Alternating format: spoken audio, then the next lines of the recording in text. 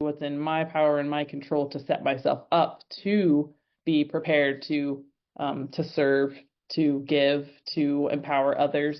I was kind of looking at my reading list just the other week, and it's, as much as we try to or want to accumulate wealth, the more that we grow, the more we can bless others. And it's the same way. The healthier I am, the more that I can serve others, the more that I can help people. Hello, everyone, and welcome to the Moeller Real Estate and Business Podcast. I'm your host, Phil Moeller, and on this podcast, we will be interviewing guests that have made their mark in real estate, in business, and in other areas of life. Listening to podcasts myself has helped me in so many different ways and continues to do so. If you're a real estate investor or an entrepreneur, or aspiring to be either, or just someone that wants to learn, you've come to the right place. An easy way to have an impact is to share this episode with friends or family, provide a review, or just spread the word. We greatly appreciate it, and now let's get to the show.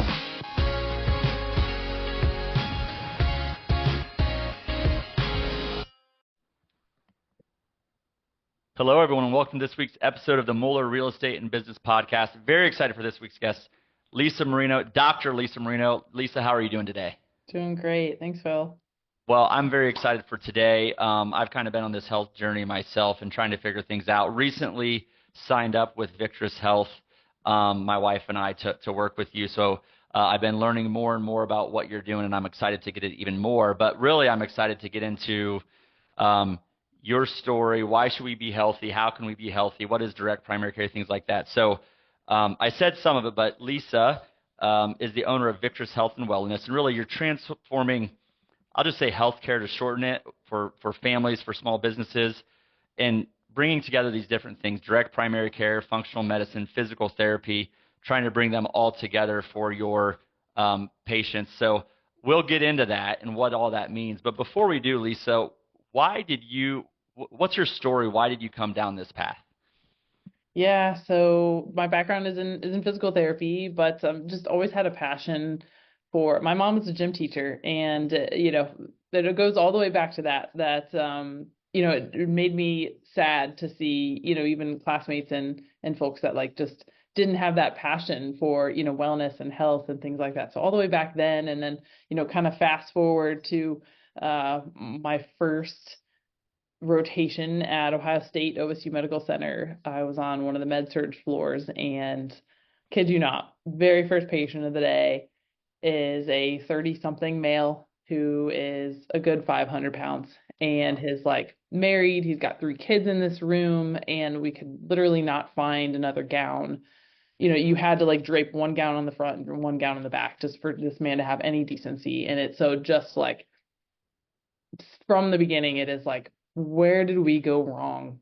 Not only as a health system, the way we treat patients, but like to me is always thinking, where were we 20 years ago? Where were we 10 years before that? 5 years, in this man's life that we failed him. So we're always thinking ahead and being as preventative focused as possible. And so we're, very excited. It's gotten a lot of, there's a lot more talk about it in the media, where you're seeing more people talking about this. We should be able to predict and prevent a lot of what is going on, in our healthcare system. And so for me, it was about really kind of breaking away from what was traditional and saying we've got to be able to do it differently. And maybe it was because I was stubborn, and maybe it was because I'm too proud, but it was like, there's got to be a better way. Yeah. Well, that's amazing. And actually, I want to get into, for our listeners, why be healthy. But actually, one thing I wasn't thinking of, but kind of your story brings up a little bit, is there's reasons, and I want you to answer, why should we be healthy for ourselves? But we are building habits that our kids are watching closely, or our passions, whatever. That's what you got from your mother, and just being around fitness in general, I would say, health and fitness, and being a gym teacher. So I think our kids are watching, first of all, and whatever our habits are, they're going to pick those up. That was a takeaway that I wasn't planning on really talking about, but you brought up right away. So beyond that, though, you can elaborate on that. But beyond that, why? Like, I think things start with being intentional and being purposeful for something. So why should we be healthy? If it's not obvious, but just what's your perspective on that?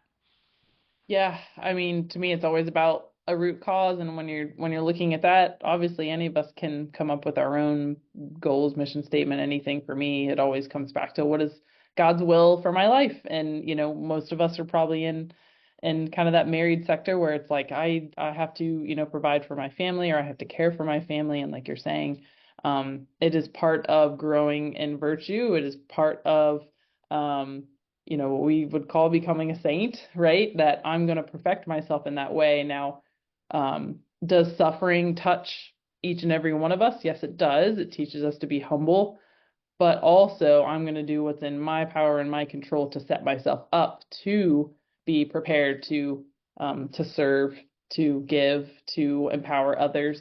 I was kind of looking at my reading list just the other week, and it's, as much as we try to or want to accumulate wealth, the more that we grow, the more we can bless others. And it's the same way. The healthier I am, the more that I can serve others, the more that I can help people. And so it depends on where you fall in that line. I go back and forth myself. Is this the year I'm going to do the marathon? Is this the year that I'm going to, go and do this triathlon or whatever? We all fall in that spectrum, somewhere where, honestly, I have 4 kids right now. So mine is very much, I got to work out this morning, and that was like a huge win, Yep. but we all get to decide what that means. And I know it is vital for me to be intentional about, making the time and taking the time to exercise. And I can go into a whole litany of studies that they've done on the importance of exercise and mental health. Actually, now they're comparing exercise alone to pharmaceuticals, as far as mental health, depression, Okay. anxiety, and exercise still beats them. So it's like, Yeah.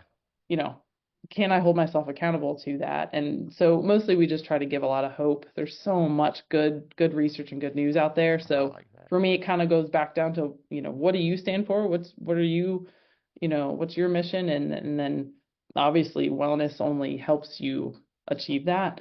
Right. And I You think have to be intentional. health is such a critical component of your mission statement, but for all areas of life, right? If you want to be a great husband, father, mother, wife, parent, whatever, coworker, leader, when you are healthy, you have energy. You're going to be more inspirational, aspirational, whatever it is. You're going to just be a better person if you have Yeah. energy and healthy. You're not worried about and stressed about this ailments or whatever it might be.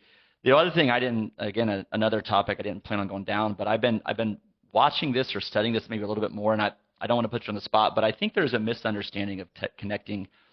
There's a connecting health in the Bible, and Mhm. there's a quote that says, "Do not worry about what you look like." But there's also, I'm reading Sirach right now, and Mhm. there's a lot of health, like be healthy, take care of yourself in general because you can be a better person. And I can't name them, I'm not, but I think there's this misnomer maybe. Have you gone down this rabbit hole at all, or? Oh, absolutely. All the time. Yeah, I love this topic. And you even just kind of speak on, my husband's side of things, where he's more the provider and protector, right? And it's like what's become apparent even to me through this whole COVID and everything that we're dealing with Yeah, in our world and country right now is like, can I even really protect my family? Like, am I in a position to defend them, to fight for them, and so then it's like, oh man, like I should, not just necessarily me myself, but thinking, kind of that male role, like, am I in shape enough to care for them? Like, could we handle that? Or, how yeah, am I mentally strong enough to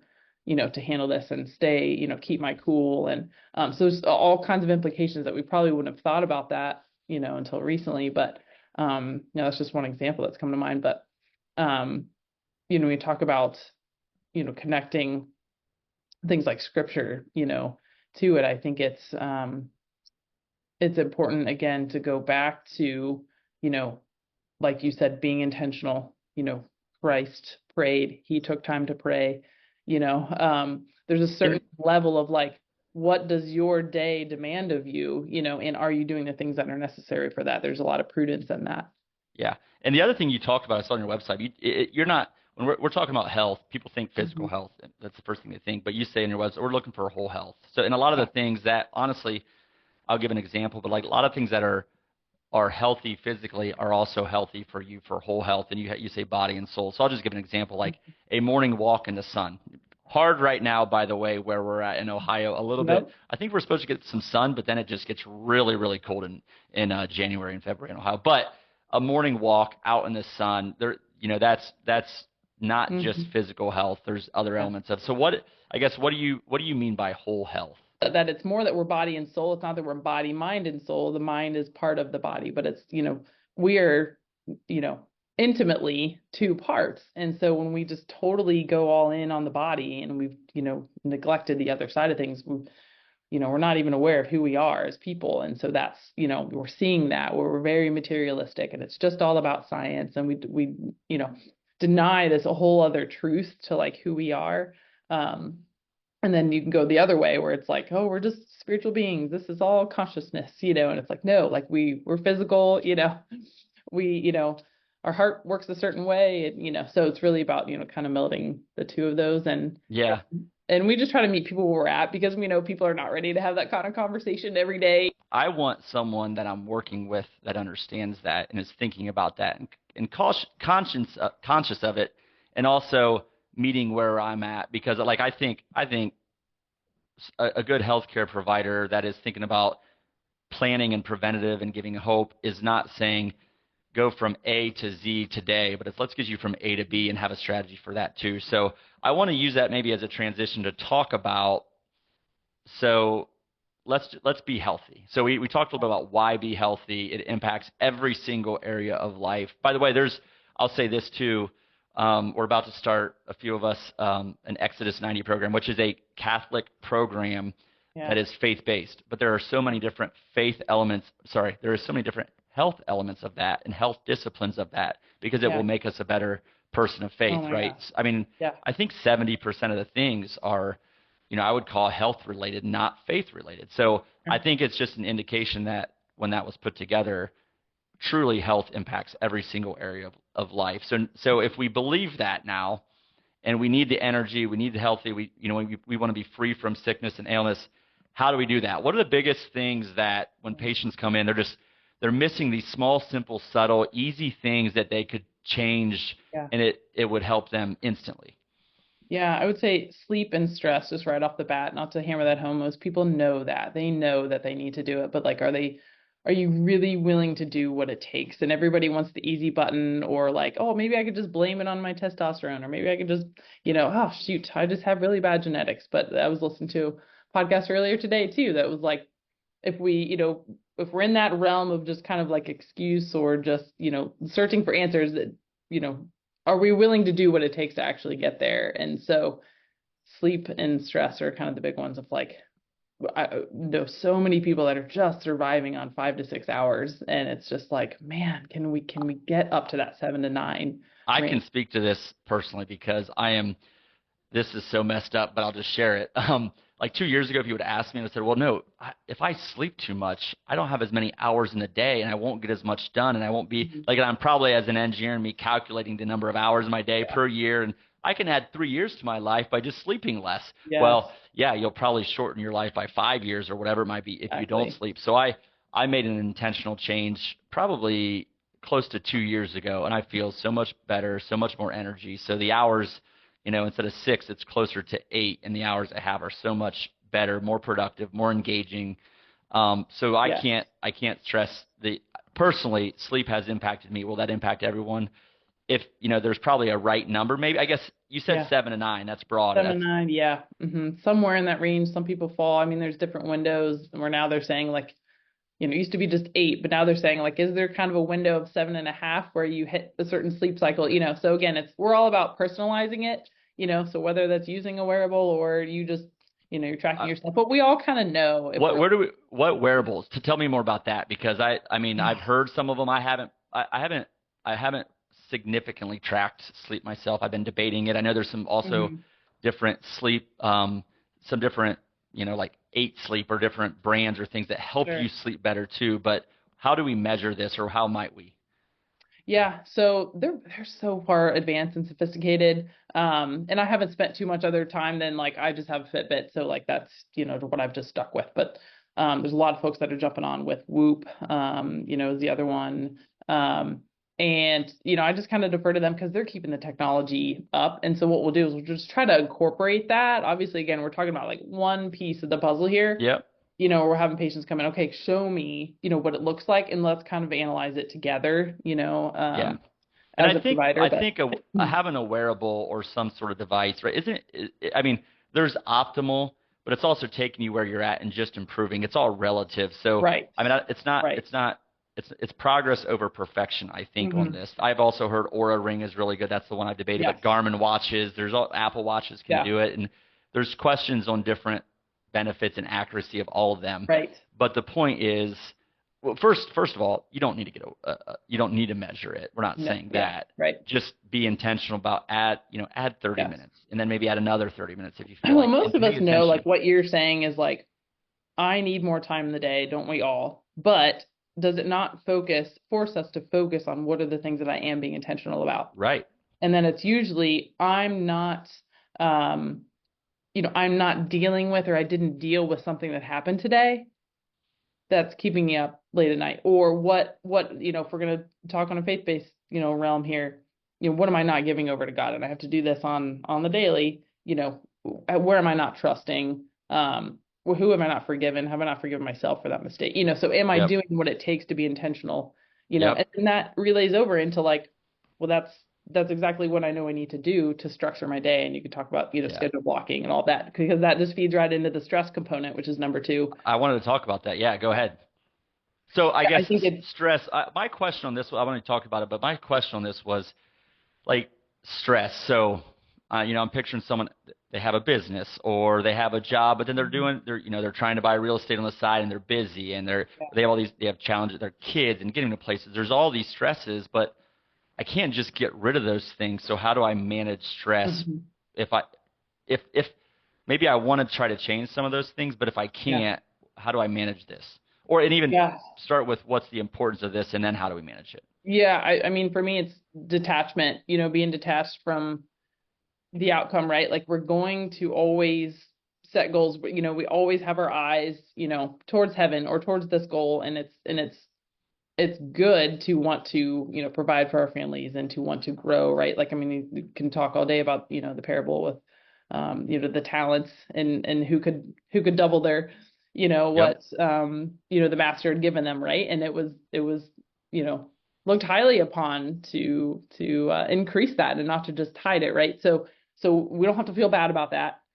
And also, am I detached from that? And then usually if I'm not, what am I holding on to? Because I'm not making an intentional effort, an intentional decision about what I'm going to do, towards the day. And for me, it always becomes apparent, how am I communicating things? Am I delegating in the way that I should be? And it just forces you to get even more and more succinct with your communication skills, and with being intentional that like my time is so valuable that if I'm going to be, in my case, leaving my children, that this is going to provide value to my life. I'm not just in a hurried mess saying I have to do 20 things today. I'm like, each thing that I do provides value and is an intentional, action. And the times that I notice that I'm not getting good sleep and that I'm stressed out, that I'm not taking the time to be intentional and number 1, pray, but number 2, to really go back to that list where I'm schedule blocking my day and I'm focused. Does that make sense? I love it. I mean, this is now we're talking, like you're getting me excited here. So what I want to add to that is, first of all, if you say yes to everything, you're saying no to something. So like use your kids as an example. If you say yes to everybody and everything, you're saying no to something. Be disciplined with your schedule. You're talking about detaching from the results, and I want to come back to that. But you're not saying don't own your life. You're not saying don't take ownership. Yep. You are saying detach from the results, which means own what you do. The results, the way I look at it is there's life that happens to you external. There's you, what you do, internal. You control it. Right? It's between you and God, and like you control that.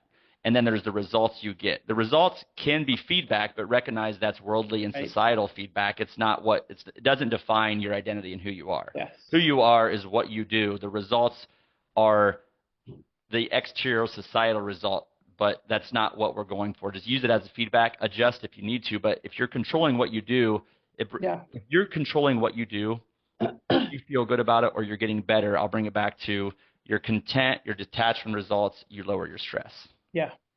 So yeah, that right there, that's fun for me. You were like, I was getting more and more excited as you're talking about it I because I mean, just I'm just resonated with it so much. more and more convinced that so much about whether we're winning or we're losing or we're winning or we're learning, is about our mindset. And what am I doing to set myself up for that? And again, it is always about reconnecting. What is my purpose? And for me, the barometer has been more so just, am I growing in virtue? Am I choosing virtue? Am I choosing, selfishness, right? Versus humility, or am I choosing, you know, um, to own it, like you're saying, Yeah. am I Well, choosing and prudent, or extravagant? Yeah. So, what I like to is I've talked about this a little bit in the past, but so if we talk about physical health, you know, a like what is going to determine your physical health, in my opinion, is your mindset.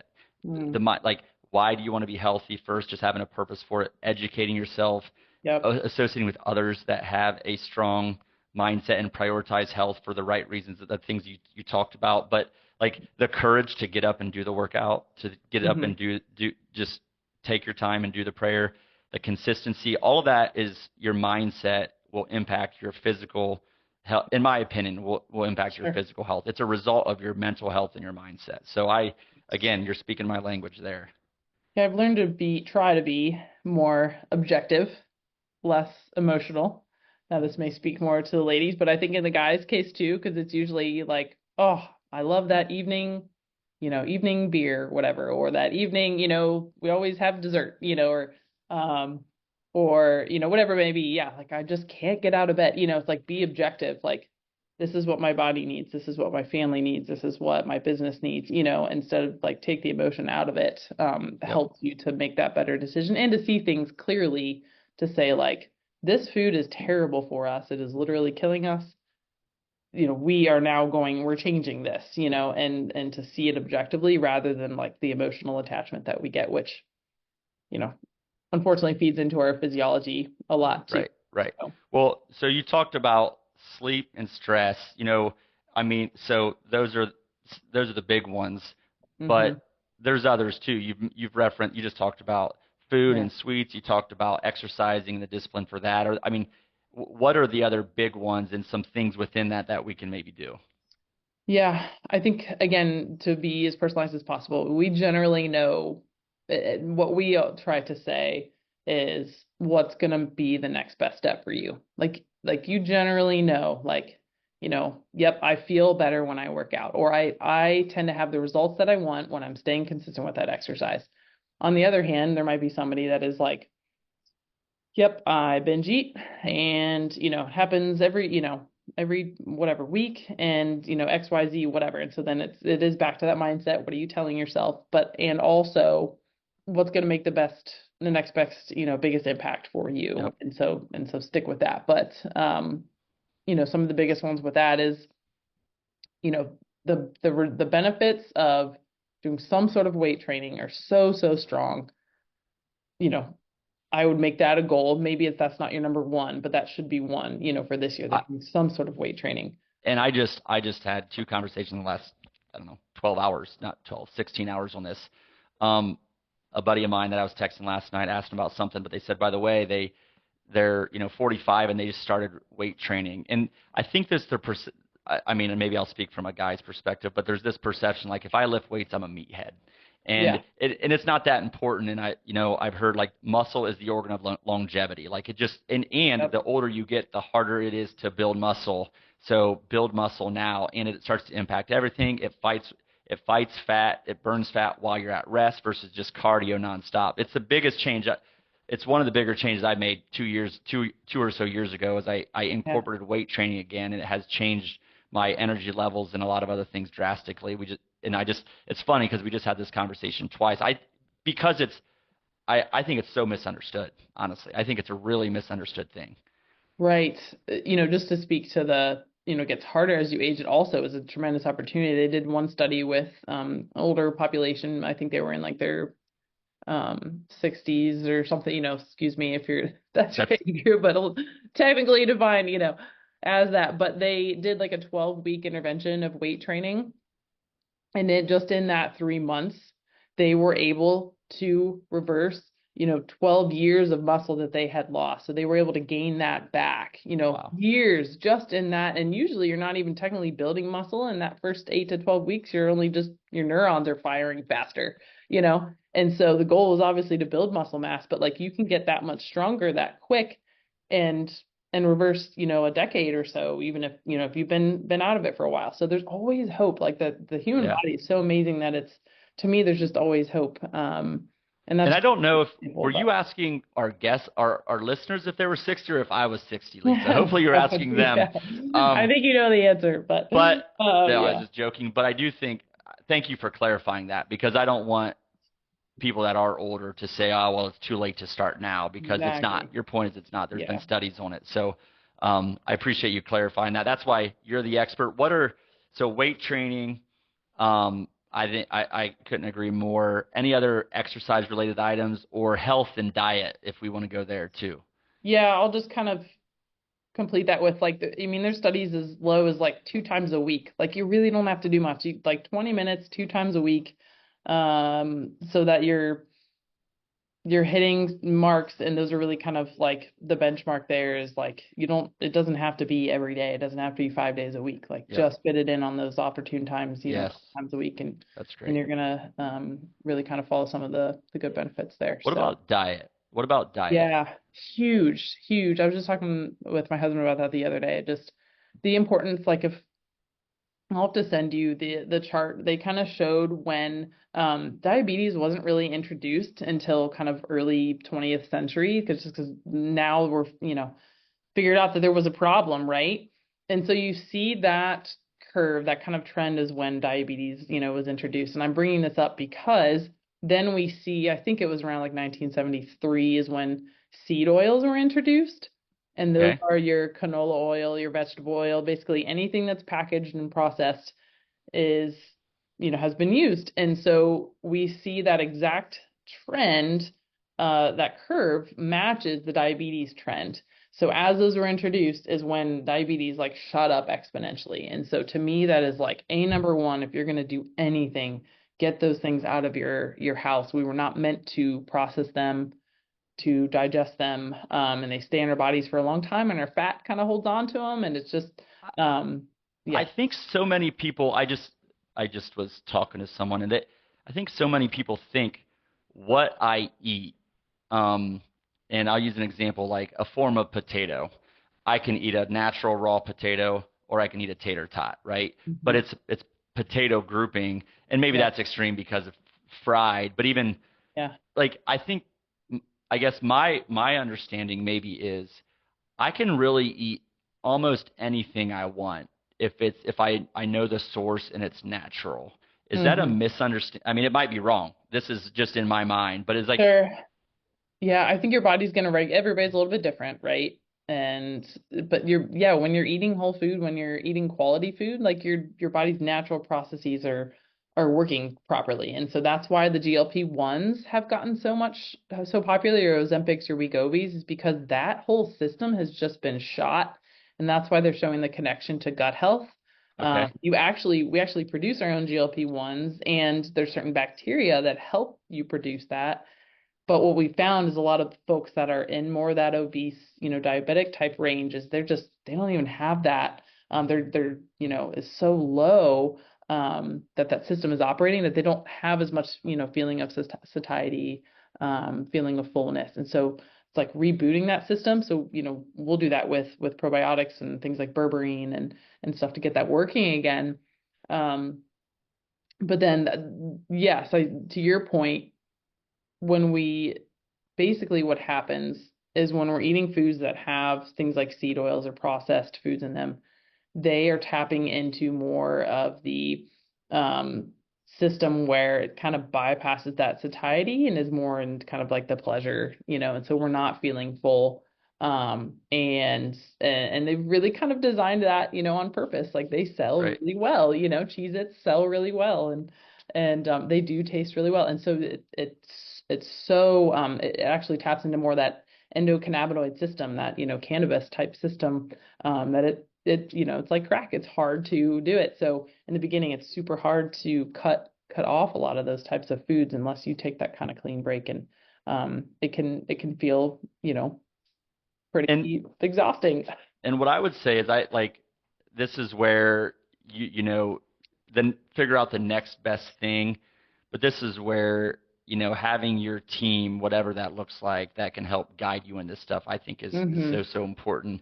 Because I think the other debate, I'm curious, the food pyramid, was that a whole far, like, is that a real thing or not? Was that just to sell more of certain foods or? Yeah, there's a lot that goes into that. So, for those that don't know, everything that kind of got started, in the United States, they usually kind of trace it back to Ansel Keys. And I forget, you probably even know better than I do, which president, was like, oh, we've got this heart disease, we've got to tackle it. And so, yes, it's been a lot of lobbying from the different groups, and that they're wanting you to basically part of the other thing that happened was, when they started figuring out that, cigarettes were bad for us, those same group of people, scientists, were put into the big food, as we would call it. Okay. So everything they did to make, cigarettes addictive, which nicotine is actually showing really good results actually itself. They'll do it on your own, but nicotine itself is showing good results. It was everything else about, that was Yeah. causing the ingestion, or the inhalation. And so then, but those, as addictive as cigarettes were, those same scientists went over into big food, made everything addicting there. And then, yes, now everything's kind of getting pushed, into the pyramid. So pretty much just And that pyramid on its head. I think the whole all the RFK stuff that was happening and the discussions, which I'm interested in your take on that if you're willing to share. Yeah. But the chart that stands out for me is the U.S. spend on healthcare Mm. relative to the average life expectancy versus European countries, Asian countries is out of. Yes, these companies are making a ton of money on us because we're Mhm. spending a ton. That's what that means. So, Yes. Yeah. whether that was to make money or for other, who cares? But the reality is, our spend is crazy high in the healthcare industry, and our longevity and true health is worse than most countries, certainly developed countries. So, yeah, what do you think of all that? And because this, I think the bet, if nothing else, this has gotten a lot Mm. more attention as of late. That I think is a good thing, and Yes. people are getting more educated. Regardless of your political stance or what you think of it, I Yeah. think it's a good thing for people to be curious. Yes, absolutely. Yeah. And as you say that, there's more lobbying in the United States on healthcare than I think defense and a couple of the other ones, like up at the top there, combined. Like it's number one by far. And so what we're fighting now is the other side is now, your health insurance is not even incentivized to help you get healthy. They're incentivized the sicker you are. And so it's like thinking that, your car insurance is gonna, you know, cover your oil change and take care of your regular maintenance. I mean, I know most people spend way more on their car than they do on themselves. But the system is rigged against us because they wait until, like, I'll give you an example. About 80% of people don't know that they're pre-diabetic. So they're trending towards diabetes, but only until you're diabetic will your insurance really kick in and start covering a lot of things. Yeah. They're not watching you, trending you. But what we look for is something called fasting insulin that you can see about 10 years before that. And now you still have to ask a typical, like, primary care doctor to test for your fasting insulin. They're going to do blood glucose, which only really is a snapshot. And we've missed the mark. And so that's what you're hearing about if anybody's listening to, Brigham Bueller. He's been on Tucker Carlson and been on Joe Rogan, and he's saying we can predict these things. And it's like, yes, we could have seen that coming 10 years ahead of time. Right. But at this point, where we are, the system is rigged, based on what they're incentivized. They're incentivized, you know, for more profit. More claims you have, the more profit they make. And And so we have to take more of a proactive approach to that and ourselves. the other indication you talked about diabetes is kind of the change in society and the shift. The other one is like testosterone levels and how the healthy level today is different than it was 30 years ago. Like we've literally changed the scale to adapt to an Exactly. unhealthy society. And I don't think that's not what you're looking for, right? We're looking for the old norm, like the true health, right? Right, right. We have, topic or discussions on that all the time. Our team meets every week, but the testosterone was that in the last 20, 25 years, it's plummeted 20%. And so then, yeah, that bar just keeps getting set lower and lower, and it's really sad. Most guys just don't know that there are other options out there. There are Right. ways to boost that back up. And Yep. I forget what else you had said. Just, I mean, Yeah. as related to the diabetes, just Yes. generally that the Mm, scales are shifting because we're just so unhealthy, honestly. And yes. we need to use, like, we should not be comparing ourselves to now. We should like we can get back Yeah. to where we were 20, 30 years ago, or you individually for sure can get back Mhm. to the normal levels. And I think to your point, you guys Yeah. are looking at those levels and saying, where should we have people talk about labs, the importance of that a little bit too. Yeah. So, so important. I'll throw out another one that just gets me going because I mean, there's several of them, and because labs are important, I can just say that all day, but I feel like it brings, the picture in your mind of why this is important. For me, it is, I have Alzheimer's on, both sides of my family, dementia, right? And they're saying now that is a type 3 diabetes, but we can predict for that all the way at age 35. We can start to see if you're trending in that direction. There's 3 labs that they had done, triglycerides, HDL, and insulin levels, I believe is the other one, and glucose. So if you are trending that direction, or which they can always be modified, you're not doomed, right? Genetics are only about 30% of, our health. There's a lot that gets turned on and turned off there, but to me, it's like, why would I not want to know whether I'm trending in that direction when there's tons of things you can do at that point in your life?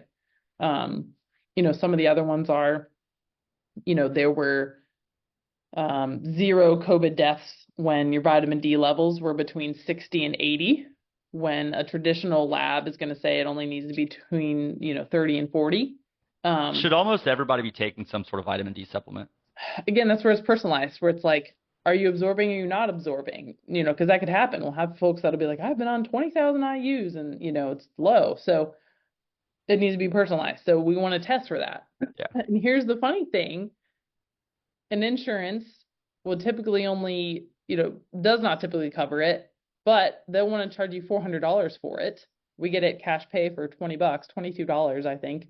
But they mark up something that is so valuable. Right. They could really kind What's of their deter agenda? you Right. from Right. doing something. Yeah. Yeah. So it's frustrating at that point. But yes, everybody should be getting tested. And then, yes, it's going to be more of a seasonal approach depending on where you're at in the country. We like using an app called D-Minder, where if you know you're going to be out in the sun, you can turn it on and it'll tell you, or you can set it to like, hey, I'm wearing short sleeves versus pants or something, and it'll tell you, how much vitamin D you're actually getting Oh, wow. today. Wow. And so then, have folks that is like, it is imperative that you were, out in the sun, and then, you're not guessing, Right. anymore. I again, I worked with a coach a couple of years ago, so like preventative and like just working with labs under my vitamin D levels before like 2 years ago were really really low. So then I was intentional about both vitamin D supplements, but also getting out in the sun and being like, I didn't have the D minder, but just getting outside, and then in May they came back much better in a good range, and I'm in a good spot. But the guy that I was working with just said like you've literally reduced the likelihood of like a lot of different diseases by Mhm. I don't want to say the right percentage, but like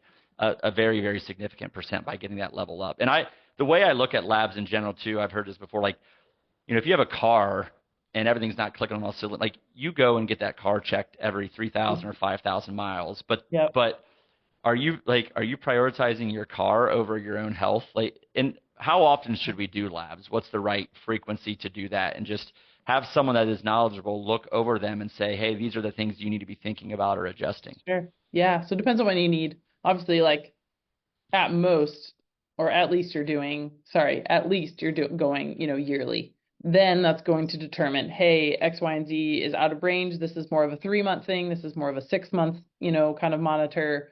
Or we're just picking, hey, these these 3 or 4 things need to be monitored, not the whole gamut, right? Yep. So again, being personalized with that, but yeah, at least once a year.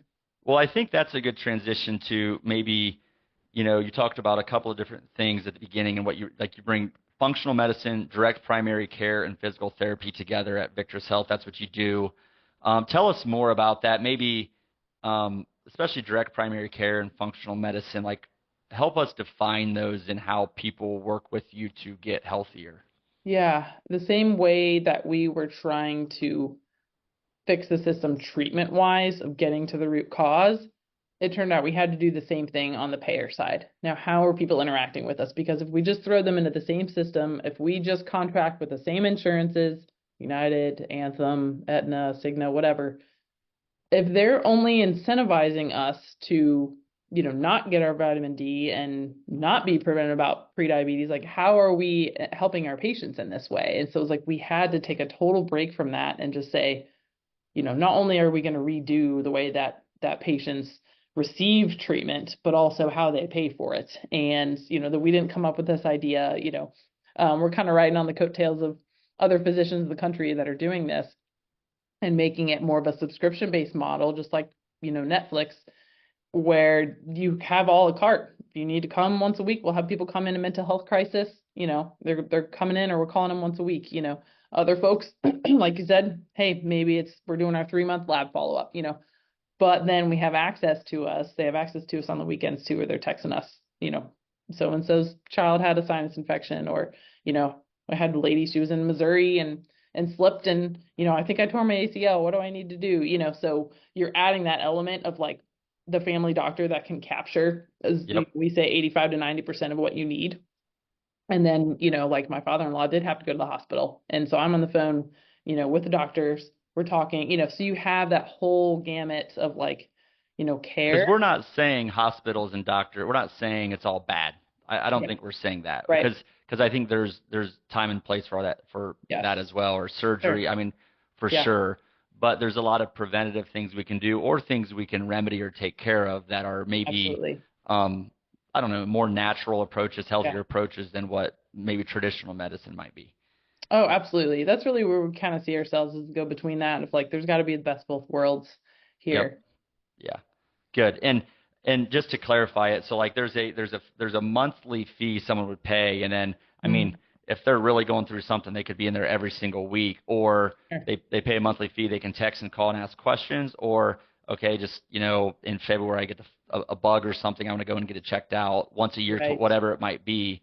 But you Yeah. just know you're going to have that service and availability, and it's a fixed monthly fee. And then of course, if it gets, if there's something bigger, obviously you have to go to the hospital for a surgery or something like that, right? Is that Exactly. Yep, exactly. So yeah, just the studies are showing, they've even done, the Society of Actuaries has done a study on this, and this is where we've, got a lot of movement in on the actual health insurance side of things, is that they're saying, hey, we're seeing the results, we're seeing the ROI, that this saves our company a ton of money, it saves our patients a ton of money, because none of our interactions go as insurance claims. So just like, the more you get into a car wreck, the more your insurance is going up, right? So the more that can come through us, the less that your insurance sees. And so? so, Like a big company, for example, I'll just say, yeah. Hmm. big corporation, if they work with Victress and they have their employees have memberships, whether they participate, whatever it might be, their insurance premiums for that big company are going to likely drop over time, because generally their employee base is going to be healthier and have a need, especially if they're kind of self-insured. Yes. Then they're going to really see those costs drop. Yes. And I would say, so yeah, it becomes a fixed cost for them, which is really nice. And in the same way, most of us, there's a lot of really innovative health share models, Mm-hmm. different plan designs that are coming Yep. out that Yep. include something like this model. It's called direct primary care again, Yep. that are incorporating that and saying, hey, we see that you're doing that over there, so we know that you're saving us money. And so, it kind of works that then you have access all the time, and you're not, to me, the biggest thing is, not guessing or waiting, because, number one, either we don't know the price, we don't know how much it's going to cost, which is really sad also. And also, what am I going to pay? And so then I'm only going to go because I know it's going to cost me $40 for a copay versus $400 to the ER or whatever. So then I'm just not going, and I'm delaying care until, oh my gosh, now it's really bad and I need my gallbladder removed, right? When we should have been with you that whole journey. Yeah. And so that's why the studies are showing so much savings, is we're staying ahead. And I'll just say it's really, really affordable. And the way I would think about this, or the way I do think about this, is first of all, by doing something like this, you're not only getting healthier, you're kind of investing in your health education that you can apply for the next 10, 20, 30, 40, 50 years, whatever it may be. And the little bit of money that you are investing, you're probably going to save that times 10 for the whatever healthcare, medications, you name whatever you would have to do in your 70s and 80s, maybe sooner, maybe later. But like you're preventing a lot. Like there's a literal dollar ROI in my opinion on this stuff. And again, go do something like this for a year, invest in it, learn about yourself, learn about your body, learn about what you need, learn about what's important in your health. And I just think that payback and it's way more than money. It goes back to the beginning of the conversation and how health impacts everything we do in our ability. If we have a bigger purpose, a bigger mission, whatever that is, it impacts all those things so much. Sure. So I just think that the investment is a no-brainer in my opinion. Yeah, I appreciate that. Yeah, some of the studies are showing 2,500 to like 3,100, in savings, per person per year. So it's wow. Pretty impactful. Yeah, not a small amount of money. Yeah. I want a few minutes here, but I just want you to step back and think about what you do, kind of the impact you're having. You're really building a team, bringing on more and more patients and growing. But also, it appears staying really, really centered and focused and just and grounded. How does what you do, how does it make you feel? My husband tries to teach me to not focus on my feelings. Stop being emotional. No. At the end of the day, I want to be doing God's will. I want to make sure that I'm doing things right. And so for me in this phase of my life is, am I doing the right thing to teach and to train, so that this, legacy can grow. And for me, my time right now is is needed a little bit more at home. I have four kids under 8 right now. So it's, for me, I feel better when things are in order at home. Yes. To know that you've got chaos at home right now. What's that? You've got chaos at home right now that you're just trying to keep it all in order sometimes. That's fun though. That's fun. So it's learning that balance, as much as possible. But no, for me is, as much as we can, help other people, I would say make a difference, obviously, in their lives. It's kind of the cliche, thing to say, but that's what makes me feel good. Yeah. And I think, again, to go back to, people listening to this, your patients,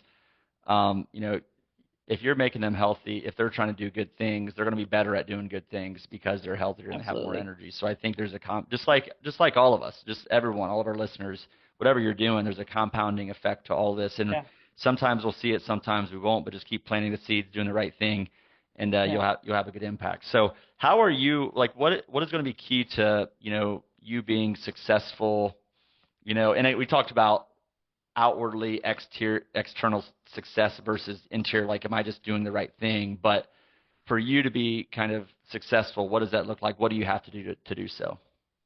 Are you talking about as a company or personally or? Yes. All of it. Whatever, I guess, however you define that. I want to keep it open-ended for you to whatever's on you're compelled to say. Yeah, it's important that I feel, and this is, I have a good discussion with kind of a younger business owner, this past weekend, of just like, it's not just about impacting your clients, but you're impacting your employees' lives and your staff lives, sure. Life too. And so for me, it's about providing that healthcare experience for as many providers as possible.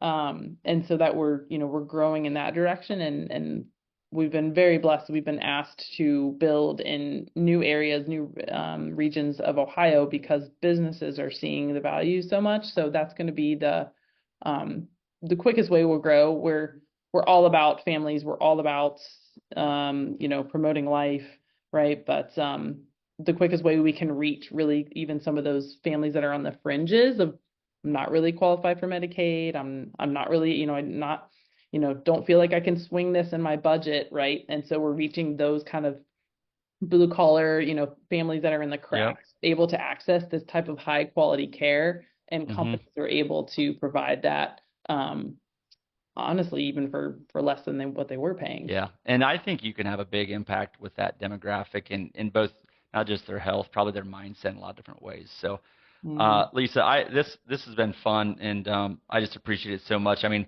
the discussion on, first of all, your background, I really appreciate that, even tying back to as a kid and the impact we're having, and we're really creating that mindset for our kids and what their health is going to be for the next generation, the next couple generations.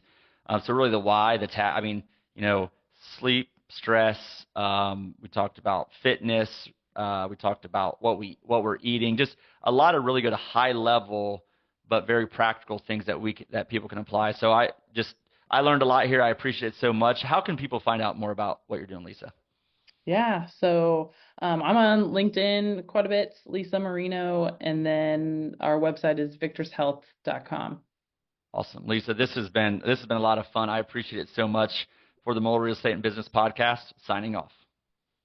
Thank you for listening to the Muller Real Estate and Business Podcast. We hope you found today's episode helpful. If you know current or aspiring investors or entrepreneurs or anyone that would benefit from today's episode, we appreciate you sharing it with them, or better yet, providing us a 5-star review. To learn more about Muller Real Estate, visit our website at www.mullerre.com. You can also sign up for our newsletter or local events via our website. In closing, I encourage you to be purposeful in all areas of life, educate yourself, network with others that have been successful, take action, and lead.